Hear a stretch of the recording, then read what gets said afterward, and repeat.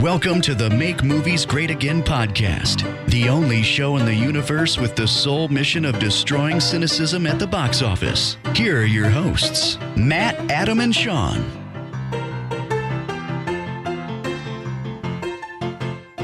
Welcome to the Make Movies Great Again podcast, number 44 for December 19th, 2017.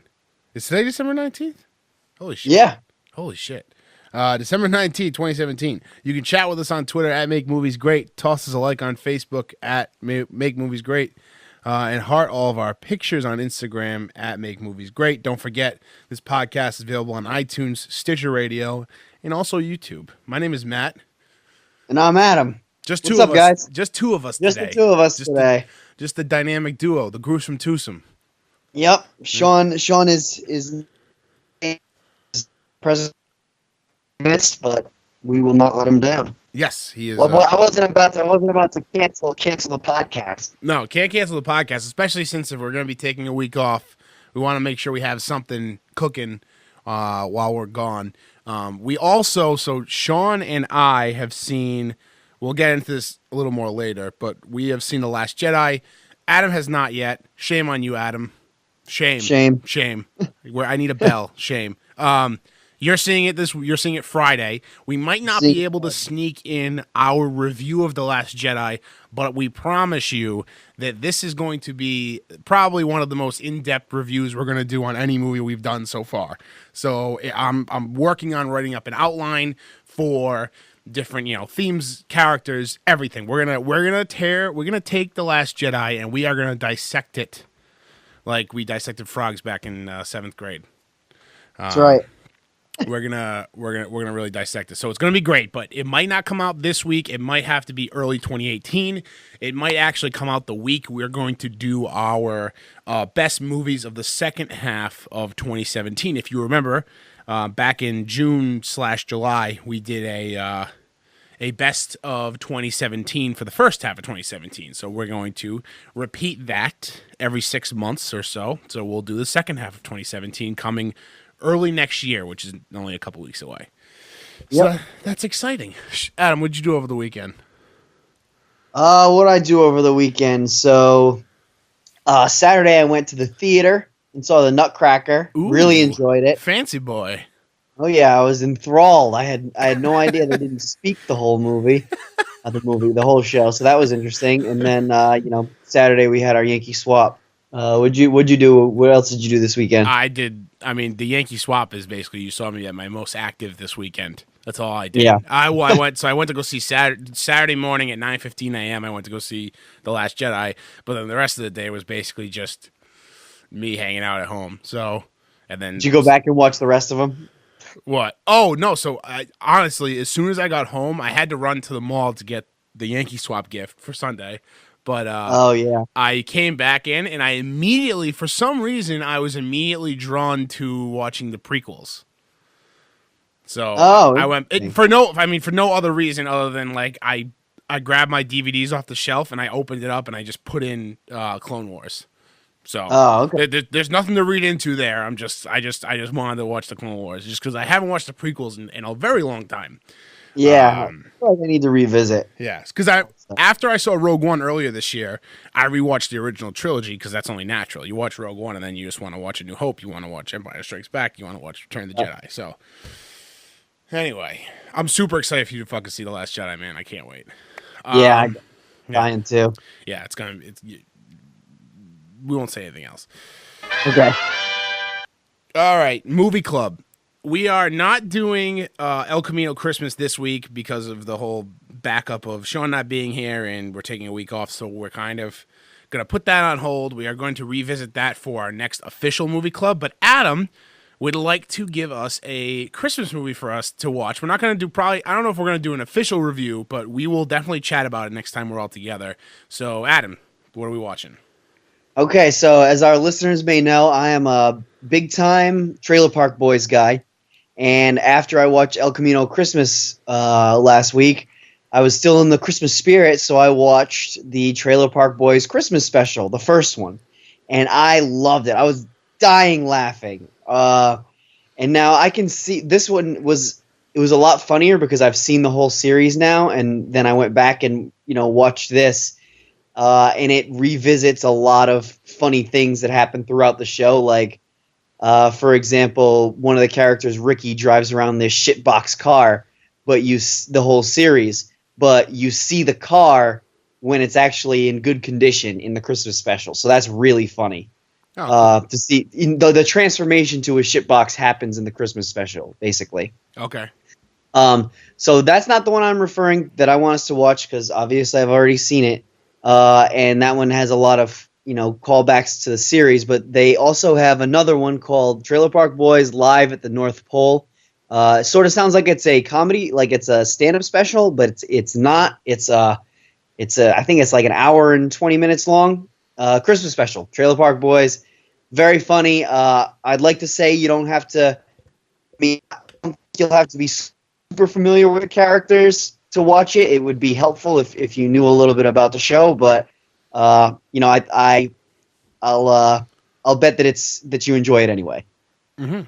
Cool. And where can you watch Trailer Park Boys? You can watch it on Netflix and Netflix only. And everything is on Netflix. Everything, yeah. Okay, cool. All right. Awesome. So you heard it here. Trailer Park Boys Live at the North Pole. Yep. Is going to be the movie club pick for this week, and we will, like I said, I don't know what kind of what kind of review we're going to do on it. I don't know if Sean's going to watch it or not. We'll make him, and then we'll chat about it eventually. When we talk about El Camino Christmas, probably as well. So we'll do that. Trailers of the week. We got 3 really good ones this week, and all 3 are official trailers as well. Even though no. What? Ocean's 8 is the only. Well, so we have one official, and the other 2 are. They're calling them teasers, I guess. Teasers. But those, I mean, teasers. I don't know.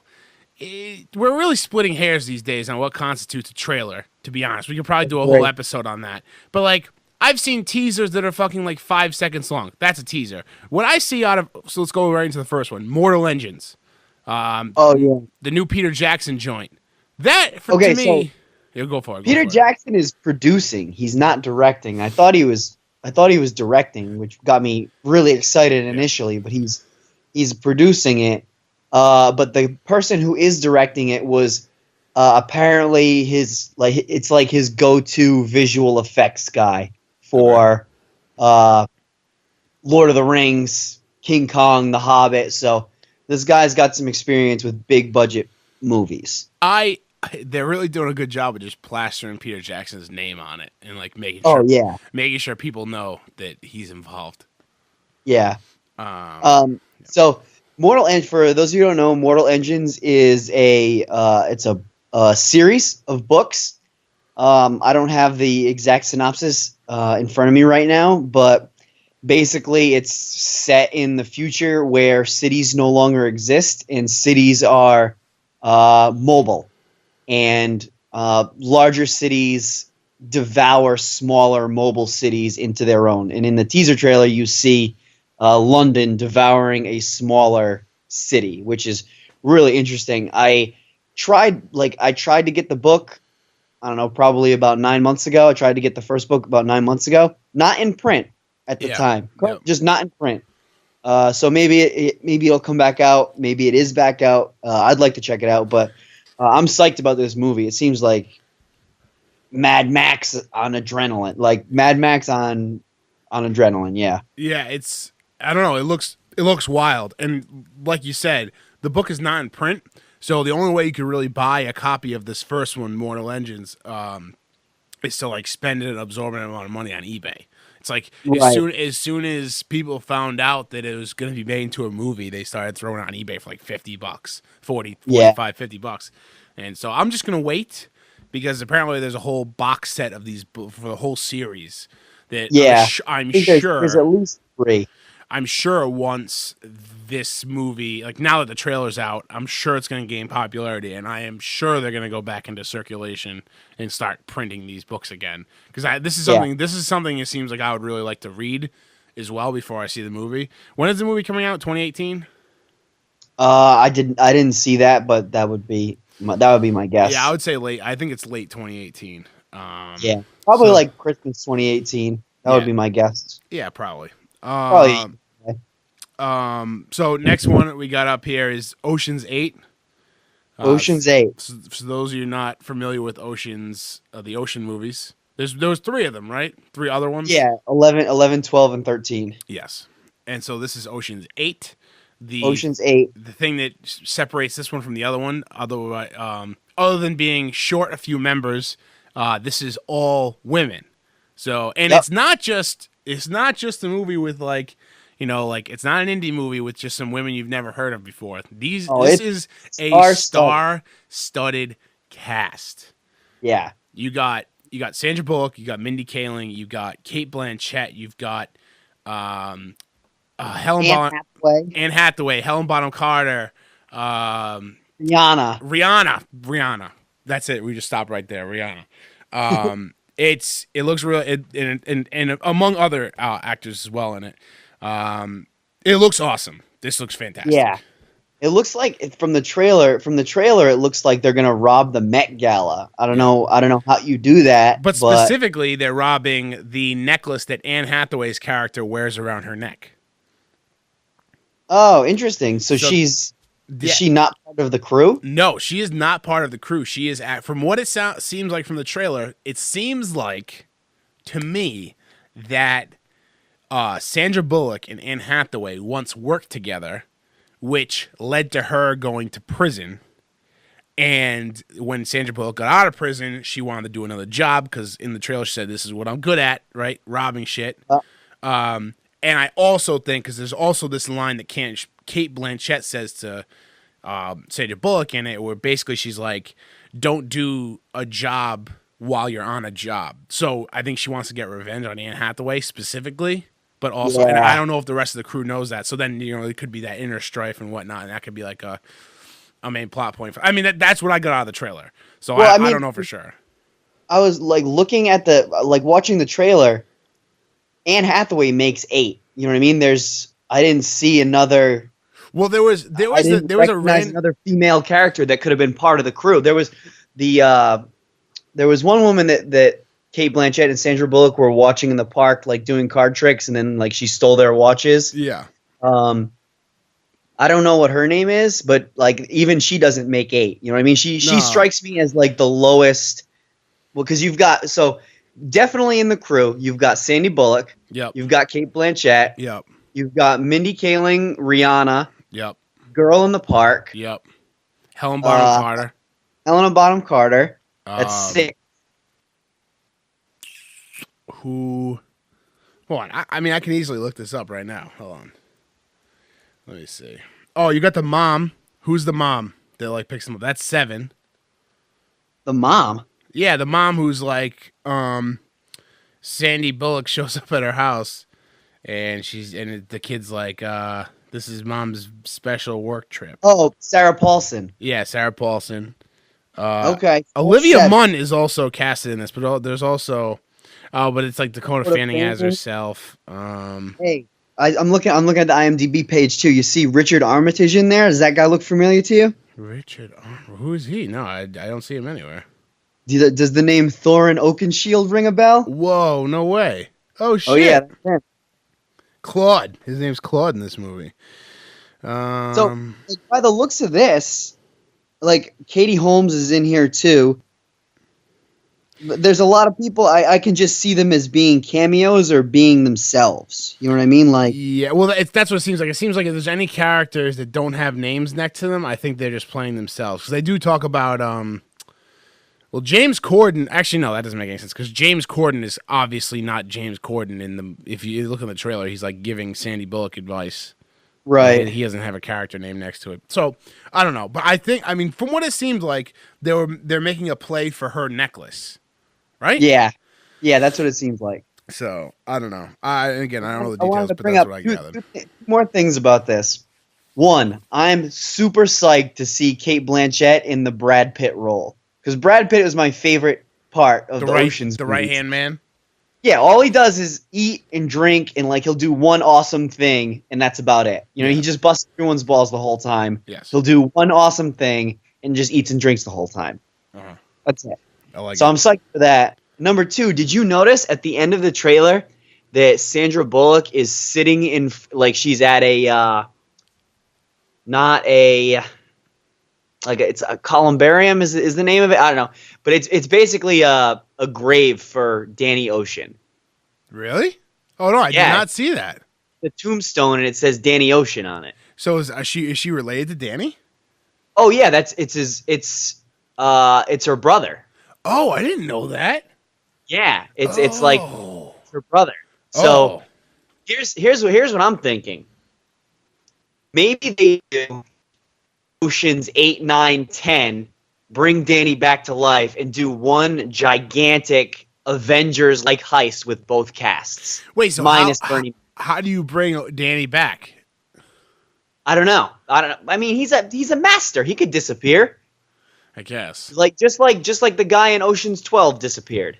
Yeah, I guess. Yeah, I mean, that would be awesome. I think that would be great.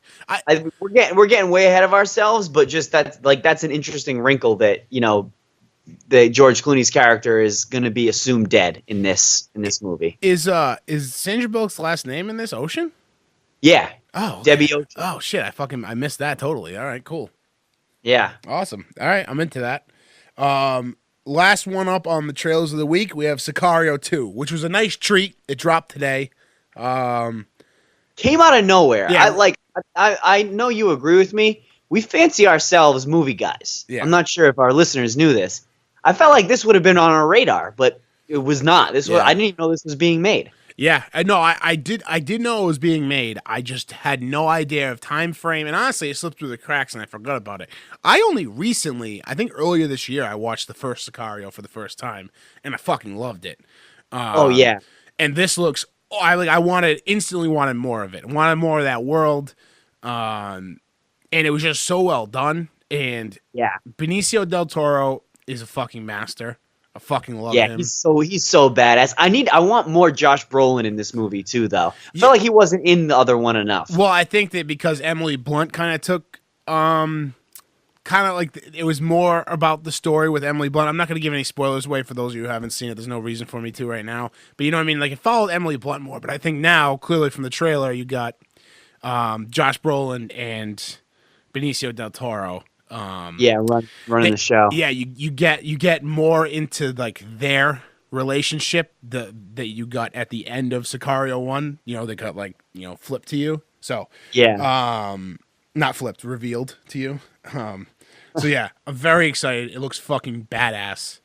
Yeah, very very excited. I'm for Sicario psyched. 2. I'm so psyched to see it. I feel like I want to watch Sicario again now. Yeah. You know what I mean? And Sicario is a movie. It's like an ultimate dude movie. It's like Sicario and Shooter. Like those are ultimate dude movies. Cartel, guns, and Josh Brolin. That's it. Yeah, if Josh Brolin's in it, it's a dude movie. Yeah, definitely. So yeah, very excited for Sicario 2. Shit, I was gonna say something, but I forgot now. I did forget. I don't know. That's it. Those are our trailers of the week. Shit. And there we go. Movie news. Adam, all right, movie news. We got a lot of items here. We're gonna rifle through them. So Woody Harrelson has been cast in the Venom movie in a quote unquote henchman role. Is this something we believe, or is he perfect to be Cletus Cassidy, aka Carnage? I think that the henchman role is totally trying to throw us off. I don't know if he's going to be Carnage or not. I will reserve my prediction, but you don't cast Woody Harrelson as a henchman. He's either a villain, he's either protagonist, antagonist, or like supporting antag or protag. He's not a henchman. Is he Norman Osborn? Who could he be?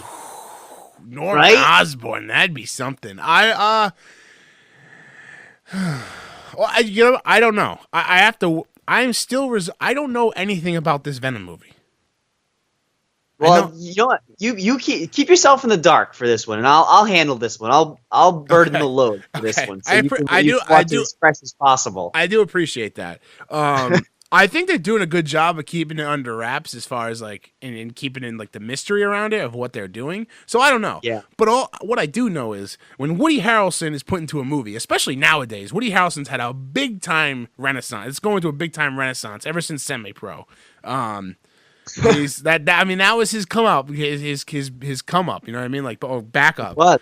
When you put Woody Harrelson in a role, he's not a henchman. I will tell you that much. He's not a henchman. I'm psyched for it because, like, did you see the newest War for the Planet of the Apes? I did not see the newest War for the Planet of the Apes. Oh man, he was a psycho in that movie. He was so good. That is one of my. I have a short list of movies that are my shame list. I should have saw that in theaters. It slipped through the cracks. Yeah, it slipped through the cracks. I'm afraid that's happening with me and Thor right now. Yeah. Yeah, I mean, I still think it's going to be in theaters for a while, but you still got to eye on the prize right now with Star Wars. See Star Wars, and then we'll figure out Thor later. Yeah, maybe I took the day after Christmas off, so maybe I can just pop in. Maybe I can convince my beautiful girlfriend to come see it with me. Jen, it's great. You should go see it. It's really fun and awesome. Oh, Chris Hemsworth.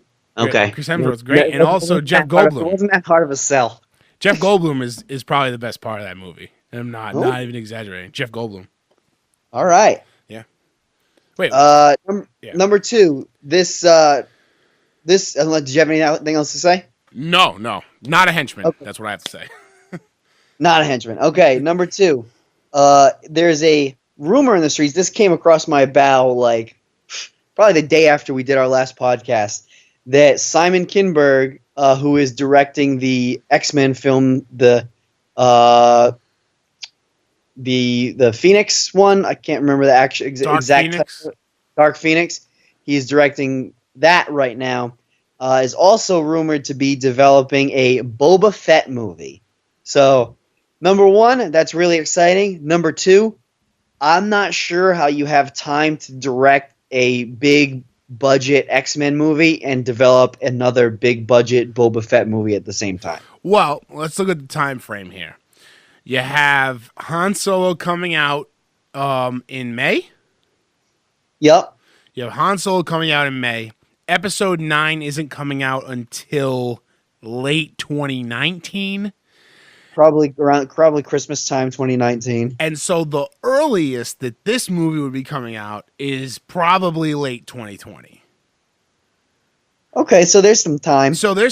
I don't know how you move your brain from one world to another like that, you know? That's crazy. I totally get it. And here's the thing. If Disney, the monster that Disney is, well actually now I guess, right? I mean, I guess if he's developing the new X-Men movie, and we'll get to this later, technically Disney and the new X-Men movie are going to be one company, right? It's all the same. Yeah. So, I don't know. I mean, what if like the Dark Phoenix movie, kicks off a whole nother slew of X-Men movies, and then who knows what happens there? Maybe they keep them on that, and someone else develops the Boba Fett movie. Or someone else comes on board to either write, direct, whatever he was going to be doing. So I don't know. I'm excited for a Boba Fett movie. I could talk about this until I'm blue in the face. I think there's better characters and other things that we could be doing with the new Star Wars movies than doing Boba Fett. Well, you're not going to say no to it. No, definitely not going to say no to it. And also at this point now, especially having seen The Last Jedi last weekend, I'm totally in The Force Awakens and Rogue One. Like, I'm totally at the mercy of Disney. Like, just do whatever you think I'd like, Disney. Please, just give it to me. Like, just do whatever. I don't care. So, if they think doing a Boba Fett movie is the next best thing, then do it. Here's what I'm thinking too. When is Rian Johnson going to get started on this new trilogy that we talked about last week? You know what I mean? don't know. There's a lot of Star Wars movies coming. It's a great time to be alive, not a great time to die. So let's work on that as well. We got to stay alive for these movies. That's right. Yeah. I couldn't have said it better myself. Yes. Up next, Paramount sets release dates for G.I. Joe 3 in 2020 and Dungeons and Dragons. This is actually, I'm pretty sure this is supposed to be 2021. Okay. First off, I didn't know we were asking for GI Joe 3. Is The Rock going to be in it? Is Channing Tatum going to be in it? Is Dennis Quaid going to be in it? Who the hell knows? Without, this is a serious question here, or a serious comment. Give it up. When did we get GI Joe 1 and 2? Like, what year did they come out? No, like who? So The Rock and Channing Tatum were in them?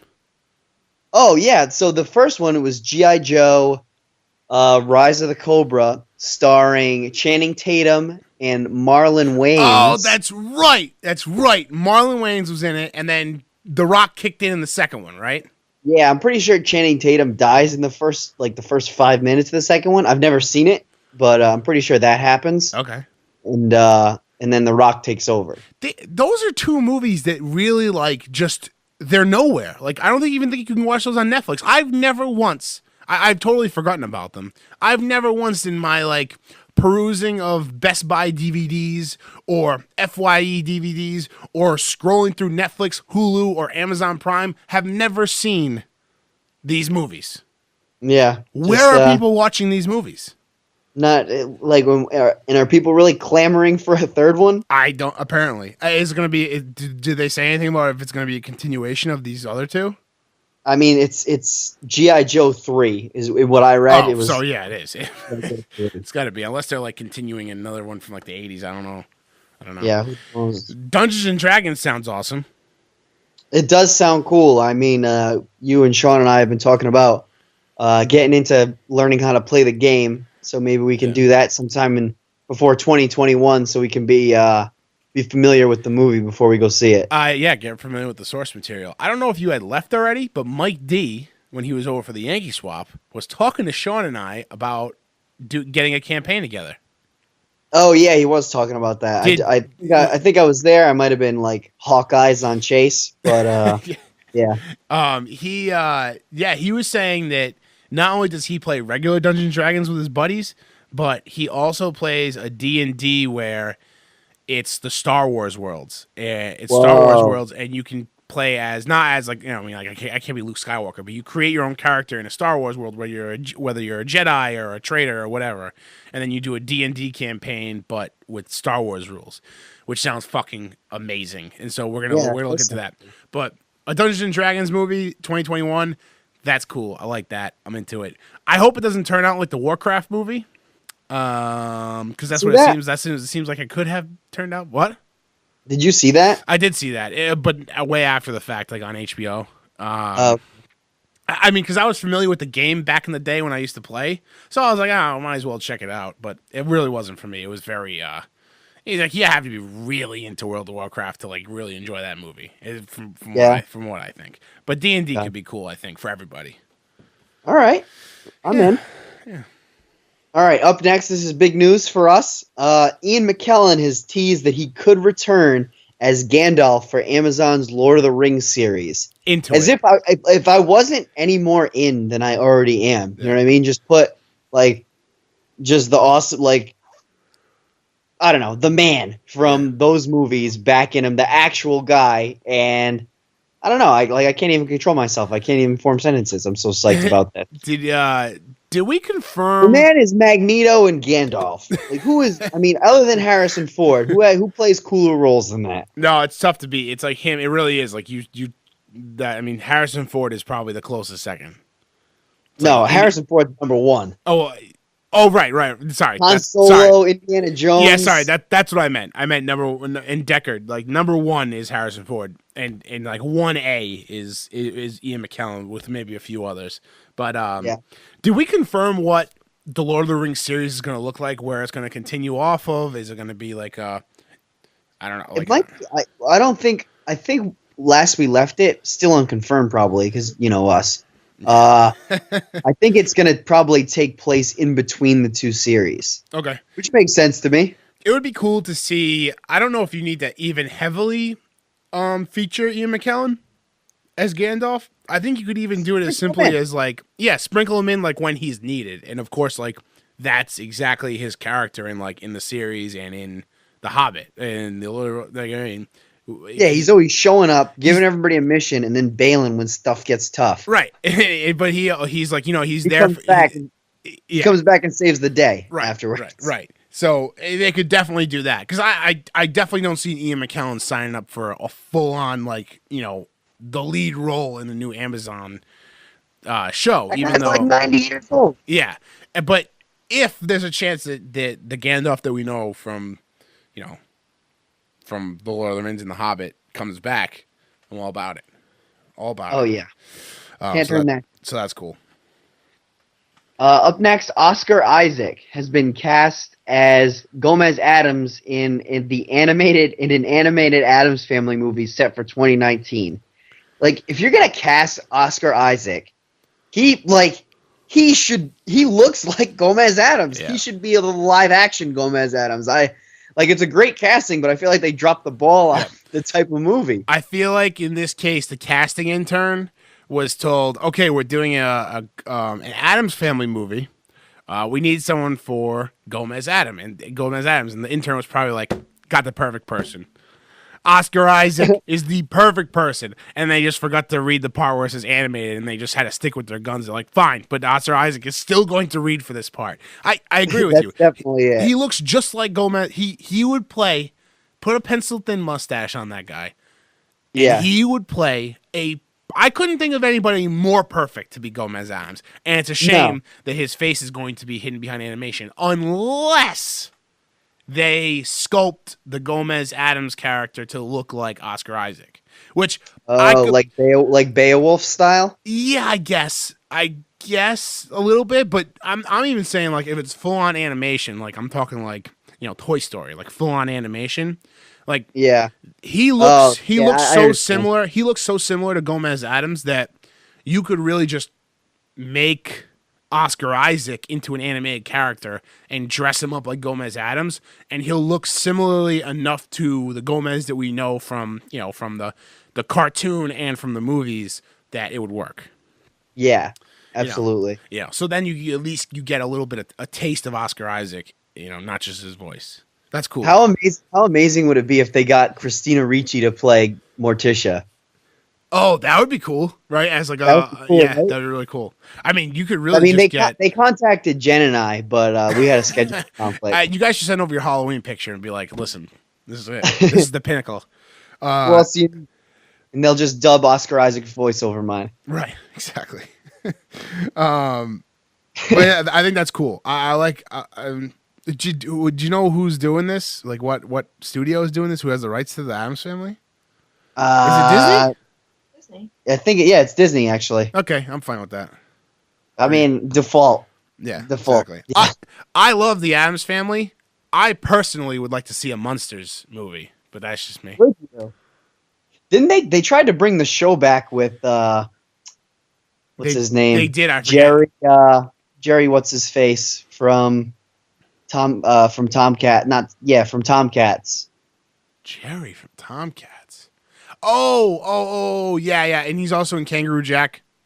Yeah. Jerry O'Connell. Yes, Jerry O'Connell. I vaguely remember that, but I don't think I ever watched it or checked it out. But I'm in love with the original Munsters TV show, and I think that is a major franchise that could be rebooted into a movie very soon. All right. Yeah. All right, so let's move into the DCEU. The director of Aquaman, James Wan, says because when casting for this movie was going on, Patrick Wilson was cast as Ocean Master, an Aquaman villain. Yep. Dolph Lundgren was cast as King Nereus, an Aquaman villain, and I couldn't pronounce the name. If you told it to me. Someone was cast as Black Manta, an Aquaman villain. Mm-hmm. So, people are asking, does this movie have 3 villains? And the director tried to put this rumor to rest in saying that it does not have 3 villains, but the Ocean Master is the main antagonist. So Patrick Wilson, who is awesome, I think he should be in way more movies. Yeah, is the main antagonist. I guess I might be able to see this going blockbuster. Hey, Adam, you're breaking up. What'd you say? Black Manta. What? You're breaking up. What'd you say? Can you repeat that? Sorry. I can see this going the route of, Patrick Wilson, Ocean Master, being the main shit stirrer at the beginning, but ultimately backs up Aquaman to fight Dolph Lundgren, and maybe we see how Black Manta is born, and that leads him to the Legion of Doom. Right. I think that Black Manta's place in this whole DCEU is absolutely on the Legion of Doom. Like that's the perfect spot for him to land. So right, I think we see how the character comes about, and I think he swims on over to the Doom Legion of Doom. And also Black Manta, from my limited knowledge of the Aquaman comics, which I've read a little bit over the past year, he's more of a henchman than like a main villain. He's a main antagonist for Aquaman, and he's like, he's no slouch, but he's like Deathstroke. Right. He's more like he'll come in like once every few comics and always be busting fucking Aquaman's balls. So exactly. So I could definitely see him like just being like not a flash in the pan, but like show up, maybe have like a little altercation with Aquaman, and then head off to the Legion of Doom. I think that would be cool. That's where he ends up settling. Yeah. So I like that a lot. I like it. Yeah. Very, very interesting. Up next, also in the DCEU, it's been confirmed that Justice League did film scenes with Superman in a black suit. And why, oh why, were those cut? I do not understand. And now, I was thinking about this, like I woke up in the middle of the night in a sweat, in a cold sweat, because I feel like I should be getting money from Warner Brothers for this, on how to fix the whole mustache fiasco. Yeah. You ready for this? Yeah. Because it happened in two specific scenes. The very first one at the beginning with the cell phone, the smartphone footage, right? Yeah. And then when he's resurrected. Spoiler alert, Superman gets resurrected. Yeah. Right? Yeah. So, why not, hear me out, that first scene, I didn't see it as necessary. With the kids interviewing him. Yeah. Didn't think that needed to be in the movie. Yeah, I enjoyed it. Yeah. Didn't think it needed to be there. Yeah. I was waiting for them to go back to it, but they never did. Yeah, me too. I thought they were going to end the movie with that. I thought they were going to end the movie with another clip because they kind of like to bookend it. Yeah. Right. Like him finishing what he was going to say. Yeah. So cut that. Number 2. All right. So we've decided we're going to dig up Superman, bring him back to life. What do you find out? He's been in his grave the whole time. And because he's a Kryptonian, his body hasn't deteriorated. His hair and facial hair all grew out. So now he's got the beard, he's got the long hair, and you find out that underneath his suit, he was like his actual, formal suit. He was wearing his red and blue Superman suit, and it's still red and blue. Yeah. So they, strip him of his suit, stick him into the Kryptonian ship in that plasma pool with the red and white suit on. Right. The red and blue suit on. He's got the beard. He's got the hair. Resurrect him. Comes back. Suit's fried. It's all black and gray. He's still got the hair. And all of a sudden, there's no more CGI to his mustache. And everyone wins because you got the black suit. You got the beard. You got the hair. He goes back to Kansas with Lois, goes into the house, shaves, cuts his hair. He's Superman again. Yeah. Boom. Pay me millions of dollars. I mean, that's honestly an amazing fix for that. And maybe something they should have thought about. I mean, even a variation of what you said would have worked. Right. Anything. If some asshole like me could come up with that, then why couldn't these geniuses in Hollywood? So talking about the reshoots they had to do, the reshoots were the problem, right? Because they had to pull Henry Cavill out of him doing Mission Impossible 6 to do to come back and shoot for Justice League. But which leads me to believe they had to reshoot like the reanimation scene. You know what I mean? Like, that was one of the big problems, was the reanimation scene, and is one of the black suit scenes the reanimation scene, like when he comes back to life? And if so, Right. I would like that on the Blu-ray, please. Oh my god, I need so much on that goddamn Blu-ray. Yeah, I need this to be a thing with DC. I need them to shoot a movie that we still enjoy, but then really ramp it up on the deleted scenes. Oh yeah. Like really do some fan service. Like that would be fucking awesome. Keep doing that. I hope that we'll see Black Suit Superman on the Blu-ray. Yeah, maybe someday. Maybe they're saving it. I don't know. We'll see. Yeah, who knows? Yeah, they could be doing that too, actually. So up next, the director of It, Andy Muschietti. Yep. Nope, there's no L in there. It's Muschietti. Muschietti, that's it. I should be able to pronounce this. Muschietti. And the Infinity Wars directors Joe and Anthony Russo, a bunch of Italian boys, The Russos are teaming up to adapt a sci-fi book called The Electric State to film. And I think we should add this to the book club. I'll read the synopsis quick. Okay. In late 1997, a runaway teenager and her yellow toy robot travel west through a strange USA where ruins of gigantic battle drones litter the countryside, heaped together with the discarded trash of a high-tech consumer society in decline. As their car approaches the edge of the continent, the world outside the window seems to be unraveling even faster, as if somewhere beyond the horizon, the hollow core of civilization has finally caved in. Yeah, I'm into Whoa. it. I'm into it. That's a mouthful. It sounds awesome. So I'm definitely I was hoping to read the next Harry Hole book next. But I think this one got bumped up to the top of the list. All right, I like that. That sounds awesome, actually. The Electric State. Nice. Yep, stick it on your list. Yep, I'm into that. I'm into it. Up next, we foreshadowed this at the beginning of the show. So the Disney Fox deal is official. Yeah. What are the implications of that?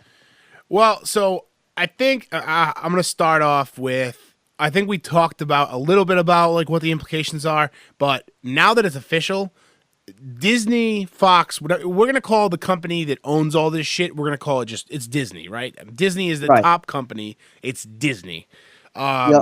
They own media right now. There's no other company in the world that can rival Disney. They are going to, with this acquisition of Fox over the next like 5-6 years, maybe sooner than that, they're going to start rolling out. First of all, they're going to roll out their streaming service. And they're going to it's going to have all, if they wanted it to, it would have all the content that you would ever need. And that would be the only subscription service you would need, maybe besides HBO. Oh, yeah. So that's huge. Number two, we're going to be getting some fucking awesome movies coming soon. Because you got Disney involved now with everything that Fox and 21st Century Fox was doing. Which is great. It's everything we talked about. It's the XMen coming into the Marvel universe. It's maybe a new Fantastic Four movie. It's all of that. So that's all great. Yep. It's all like I'm really excited for it. On the superhero front, I'm really excited for it. You know, maybe what I'm most excited for is X-Men villains to be involved with the Avengers. Yes. You know what I mean? Mm-hmm. Like, I'm excited to see Doctor Doom in the Avengers and, maybe Magneto, my boy, against the Avengers. That's what I'm really excited for. You get something that has me, like, a little leery, though, is that I really enjoy all the X-Men movies. I like them just how they are. Mm-hmm. You know what I mean? I don't know how I'd feel if they got Disneyed up, so to speak. Well, if I'll get back to what you just said in a second, but also going along with that, if it makes you feel any better, they also released a statement today saying that Deadpool would remain rated R. They're not going to touch Deadpool. Okay, that's good. They already said they said in any promotional pieces for movies, as long as they can let their audience and fans know what a movie is going to entail, then they're fine with keeping it with that rating. So essentially, just as long as, they're not trying to Disney's not trying to put out posters for Deadpool, tricking little kids into telling their parents to bring them to Deadpool and have them see a rated R movie. That won't happen. Right. They're not going to try to church it up for them. No, but that what they basically said is just what happens with every movie. I mean, you put a rated R label on it, everybody knows this is a fucking rated R movie. Right? You see it at your own risk. You take your young ones to see it at your own risk or whatever. But I get what you're saying. I mean, I like the XMen movies the way that they are. They're very tonally very different from what Marvel does, right? Absolutely. From what? It's clear, and nobody bitches at them like they bitch at DC to be more like Marvel. Yeah, and also the other thing too, X-Men, and this is maybe just like us screaming at the clouds, but X-Men is pretty much the original superhero movie. It was the first. I mean, with Hugh Jackman and Halle Berry and Ian McKellen and Sir Patrick Stewart and Sir Ian McKellen too. He's a sir as well. They started this whole thing. They started this whole phenomenon that we know. Then Spider-Man came, and then Iron Man came, and Captain America, and fucking on and on and on. You had Batman movies and whatnot, but for the most part, the superhero craze that's happening now has its roots. Started with X-Men. Exactly. Firmly grounded in the original X-Men movies. So that is a worry, I think. I think you have to think it's going to be very different going forward. But at least there's still some X-Men movies in the works under the current regime, Yep. So, you got the New Mutants, you got Dark Phoenix, and apparently the New Mutants, whatever, that's going to be 3 movies. So, so you got that. I'm sure Disney will have. And then eventually Deadpool will morph into X-Force, and what happens with the Gambit movie now. Right. There's a lot of moving parts. Right. You're absolutely right. Overall, I think that Disney will probably handle it well. Disney knows that people want these franchises to go to the big screen. Like, they know that. So, if anything... They didn't buy Fox by making stupid decisions. No, absolutely not. And they know not that... listening to their audience. Yeah. And if anything, this is just going to make, Fox, the production of Fox movies even smoother. I mean, Disney, they're going to pump them out. So... it's good for everybody who likes to go see movies, and especially I fucking can't wait. And there was shit floating around on the internet like casting the new Fantastic Four, which I'm all fucking about. I love the Fantastic Four, and I'm super excited for that movie to come because it's been a long time since we've seen a good Fantastic Four movie. I mean, really, the first Fantastic Four is a group of heroes that needs to be Disneyed up. Absolutely, absolutely. I love the Jessica Alba and Chris Evans and Michael Chiklis and who was Mr. Fantastic. What's his name? Iowan Grufflin. Something. It's a weird name. Yeah. So that Fantastic Four movie, I really enjoyed. That was the early days of superhero movies, so there was less of a bar. The bar wasn't set that high. So at that time, I really enjoyed those Fantastic Four movies. The newer Fantastic Four movie with Miles Teller and fucking Michael B. Jordan can go fucking burn in a trash can in hell for all I care. That movie was fucking terrible. I hated it. It's sad because when I say a movie's bad, and when you say a movie's bad, it's like, well, me and you, we enjoy movies, but they're easy critics. It was bad. It was very bad.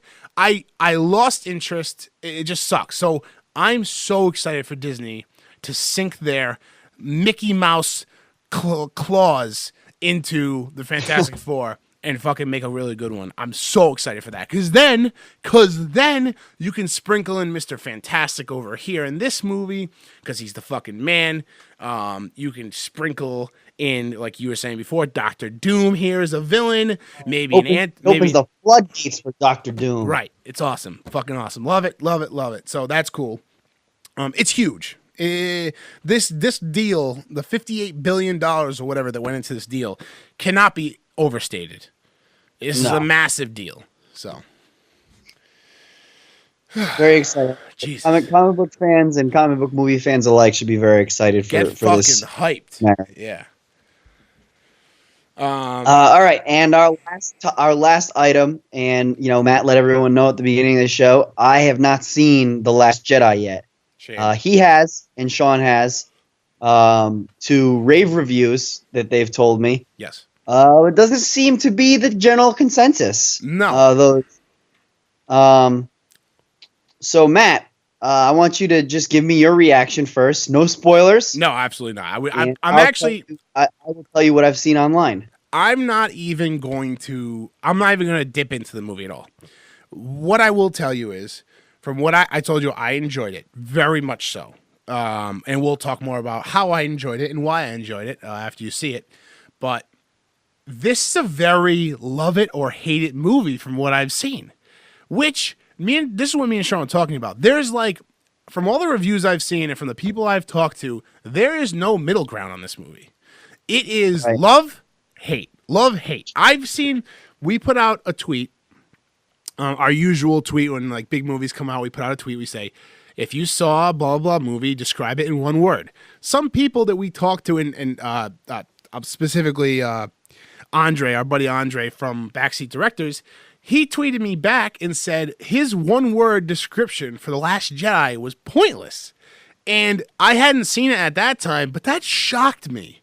I thought he was joking. Yeah, me too. I did not expect that. And so I had to see for myself. I had to see it. I enjoyed it personally, but now I'm saying there's no middle ground. It's hate or it's love or hate. And me and Sean looked at each other outside the movie after we saw it, and we couldn't understand how someone could go so far one way and so far the other way.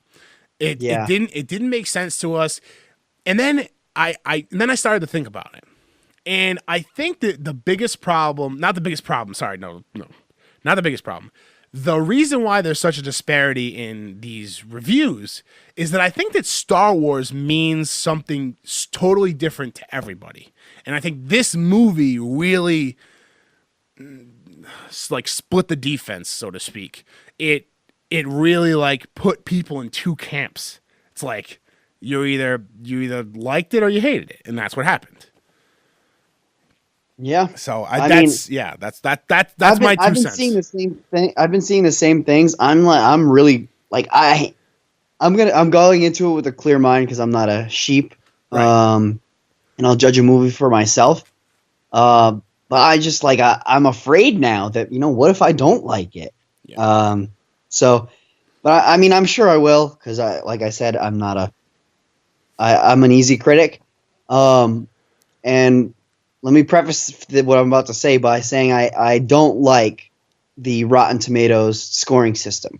However, when somebody does point me to a Rotten Tomatoes score, what I do take stock in is the audience score, because I feel like that is someone like me who just goes to the movies to enjoy the movies. So I feel like the audience score is a more accurate grade for if you want to grade a movie.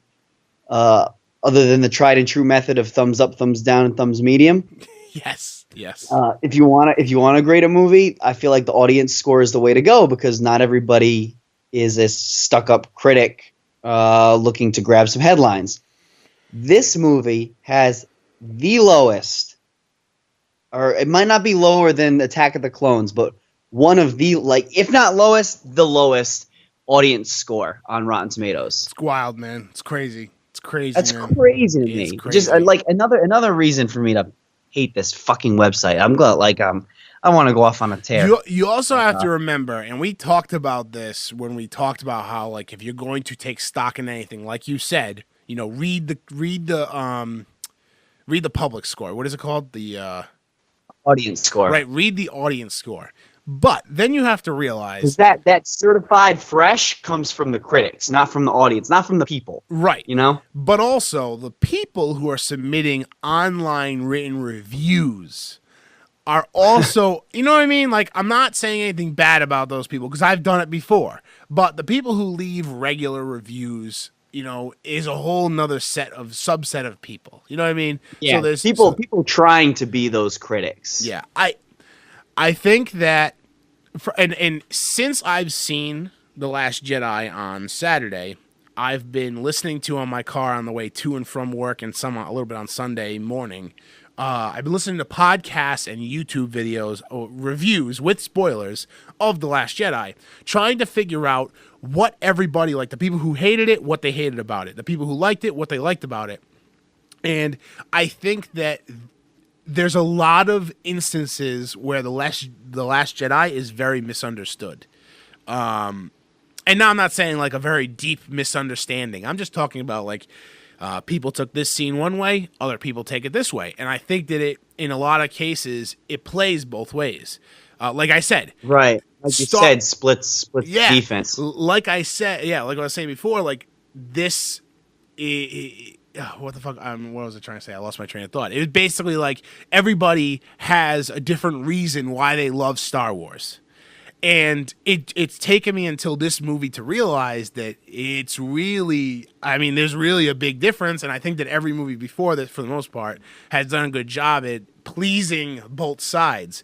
But now this one, there's a little disparity between it. So that's the only reason I can think of is why it's getting people who absolutely hate it. So I don't know, but I implore you, and I know you will, go with an open mind, just watch the movie and enjoy it how you would normally enjoy it. And I think you're gonna like it. I'm sure I will. Yeah, and then it comes down to like a lot of people that I listened to too. They were saying like that they didn't like a lot of the choices the movie made, but it's a great new Star Wars movie. So. It's like, I don't know.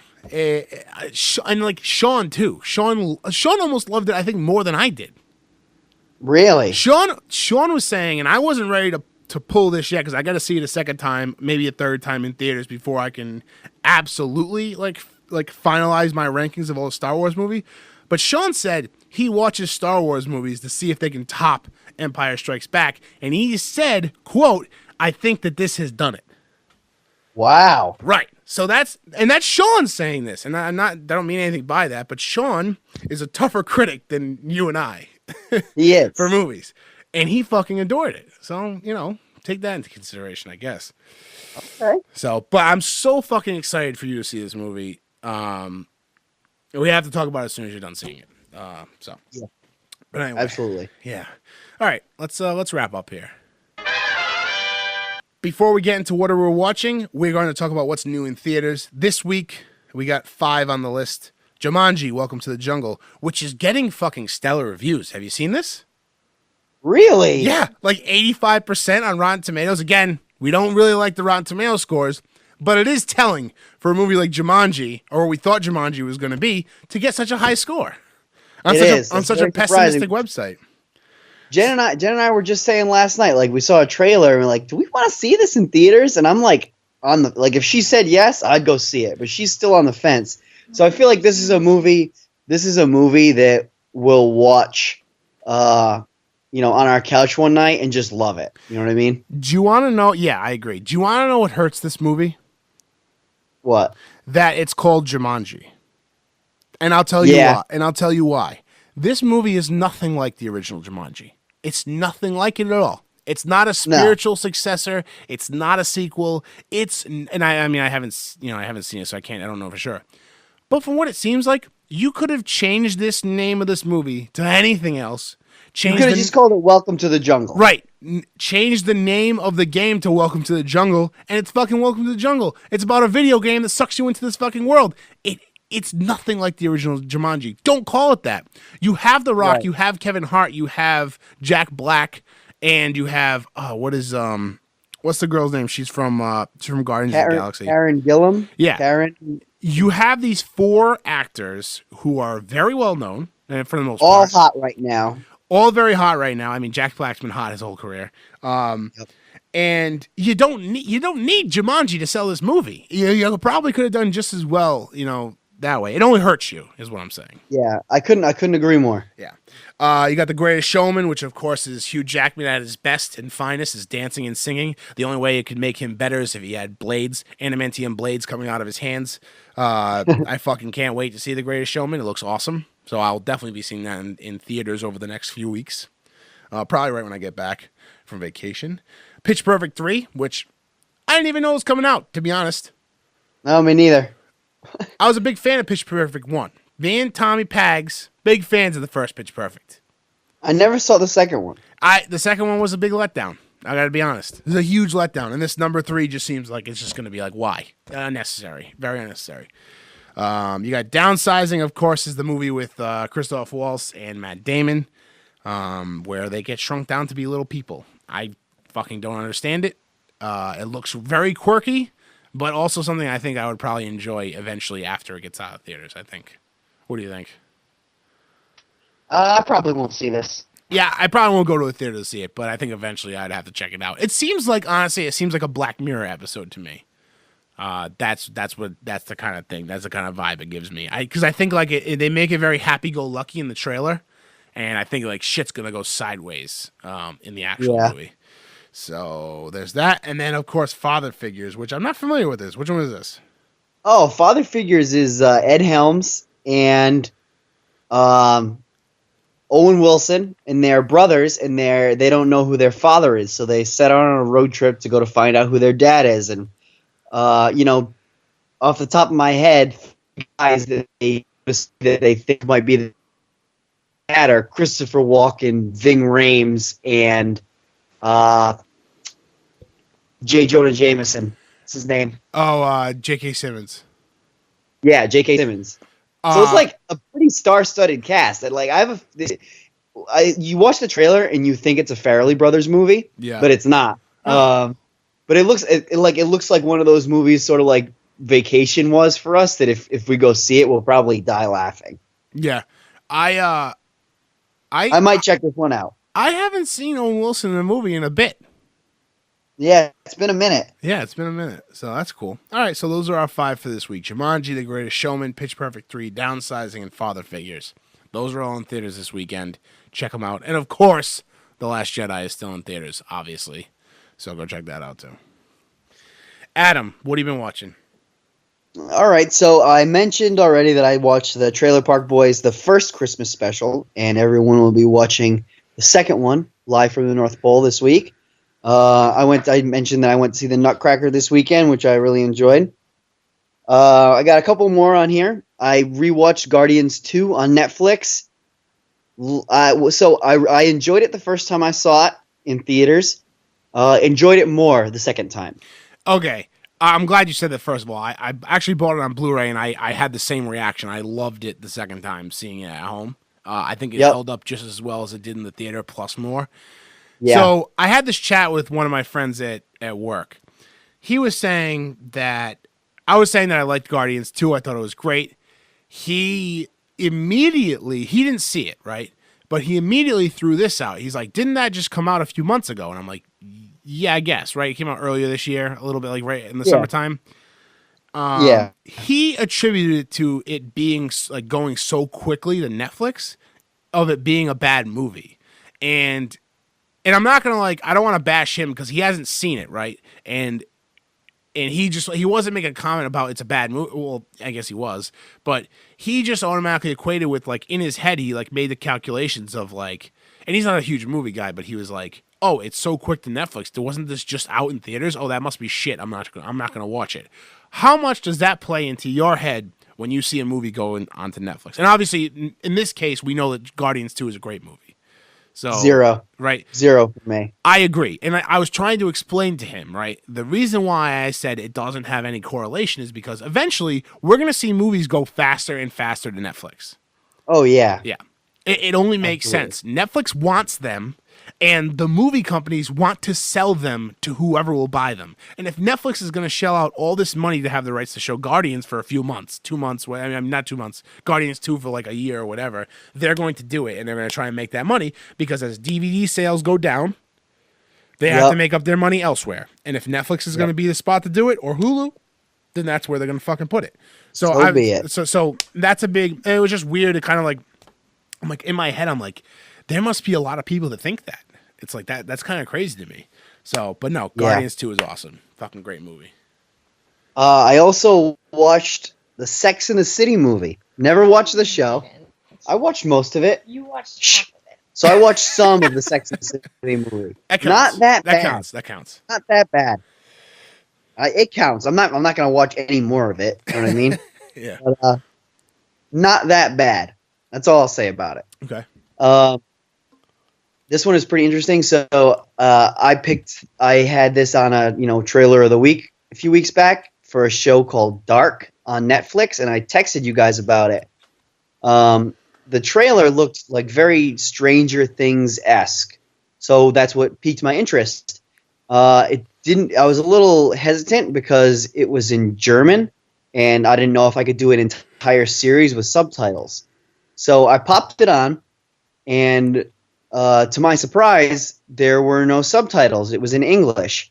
But I only got about 10 minutes into the first episode because it was English dubbed over them speaking German. So the words, mouths didn't match up, and it really, really bothered me. Yeah, that's going to be tough. I've seen, like, the handful of things that I've seen about this show is that it's really good, and you should watch it in German with the subtitles. Okay.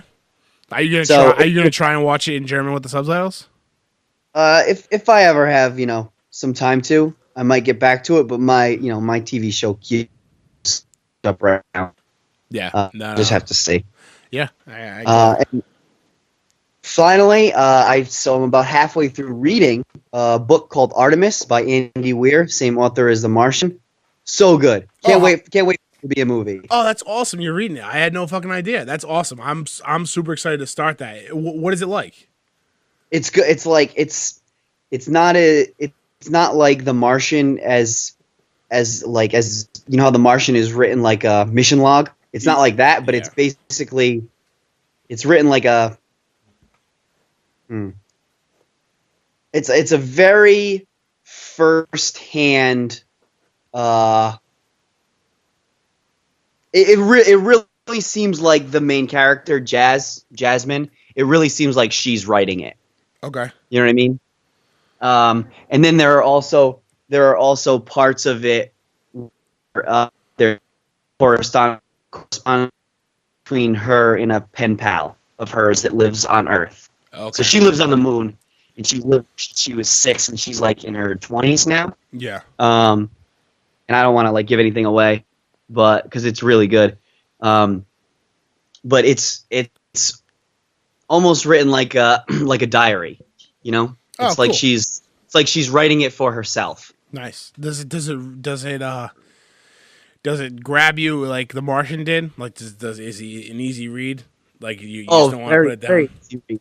Very easy read. Cool. That's awesome. So, yeah, I only get to read it 10 minutes at a time because of my training. Basically, I haven't had the chance to like sit down and really read it. But if I did, I'd finish it in like 3 sittings. Cool. That's awesome. I've been meaning to read that. I have such a backlog of books that I need to read.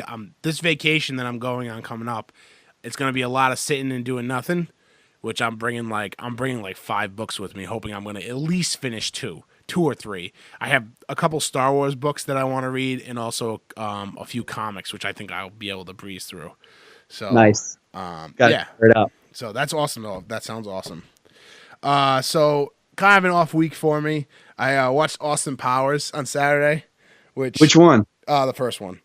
Oh, nice. It's one of the Austin Powers movies. All 3 are great. There's really no wrong movie to watch in that series, but we watched the first one, Neil and I, and it was it's so funny, and the jokes are still like, still they make still sense. Funny. They still hold up. Yeah, exactly. Yeah, thank you. They still hold up. Very funny movie. Mike Myers is a genius. This is not a joke. I watched Interstellar again. This is just last night I was working on my computer and doing something, and I just put it on the TV because I needed something on the background. So I didn't really watch it as much as I just absorbed it through my skin and brain. Because I wasn't really looking at the TV. But of course, I had to look at the TV during like the scenes when they're escaping back to the ship after meeting Matt Damon. The last hour? Yeah, I mean from then on. And so it's funny because today I really started doing a lot of at work. I work in a warehouse right now, and in order to get anything done, you need to be able to you need to use the forklift. And a lot of times, like, I was very nervous to use it, so I would always ask people to move shit for me. But now I've gotten comfortable with it, and so today I basically worked on the forklift most of the day. So, but as I was like moving shit around and whatever, I'm like kind of going slow and whatever. But all the controls are like right at your fingertips. It's a very cool like forklift setup, and I've never ridden on a lot of forklifts, so I don't know if they're any different. But they're like right at your fingertips, and I felt like I was in a fucking space shuttle, man. And I was like pretending I was Coop, like fucking lining up the spin, and I'm like ready to fucking tell the fucking what's the robot's name? Fucking and I'm trying to like match match the spin and analyze spin, match it, and fucking all this shit. I felt like I was in a space shuttle. It was fucking cool. Awesome. Come on, Tom. So I watched Interstellar again. Fucking amazing movie. And then The Last Jedi we already talked about that. I watched The Last Jedi this week. I've also been sprinkling in a bunch of Arrested Development. Ooh, yeah, I've never seen that. I really really got to get that. Yeah, I recommend it to everybody. It's great, and it's such a quick watch too. I think there's 16 episodes in each season, and even less on the Netflix one. I think there's only 10. Yeah. There's only 4 seasons. There's 3 that were originally on whatever channel it was on, and then there's the 4th one, which is the Netflix one. Really funny show and really funny cameos too. So I highly recommend that. But anyway, all right. Anyway, guys, everybody, thank you for listening. We are going to be on hiatus for a little bit. We'll be back in the new year, which is only like 2 weeks away, a week and a half away. So look for new episodes starting. Then we'll get back on track with Movie Club. Make sure you watch Trailer Park Boys Live from the North Pole. That's a movie club watching for this week. And then hopefully we'll put out that Star Wars The Last Jedi spoiler cast with the 3 of us, hopefully when we're back, and we'll also do the best movies of the second half of 2017. Sounds like a plan. We're really building up steam heading into 2018. We're going into 2018, and I got big plans. I haven't talked to you guys at all about them, but I would like to really ramp up the video stuff we do. So there's going to be new stuff coming. We're going to keep doing what we've been doing, plugging along, but there's also probably some new exciting stuff coming in 2018, which I'm very excited about. We're also coming up on our 1-year anniversary, February 1st. Wow. Right? Isn't that nuts? Dude, That's year. huge. For a year, basically. Did we miss a week? Maybe once? No, I was about to say this will be the first week that we take off. That's fucking unreal. I mean, that's unreal. We fucking stuck with it. Hey, we deserve it. Yeah. And thank you, everybody, for listening. If you listen to 1 minute of one of our podcasts, thank you very much. It helps us. We like to interact with you on Twitter and shit, so hit us up at Make Movies Great. It makes it all worth it. But yeah, coming up on a 1-year anniversary. Anyway, we'll see you guys in 2018. Go watch some fucking movies.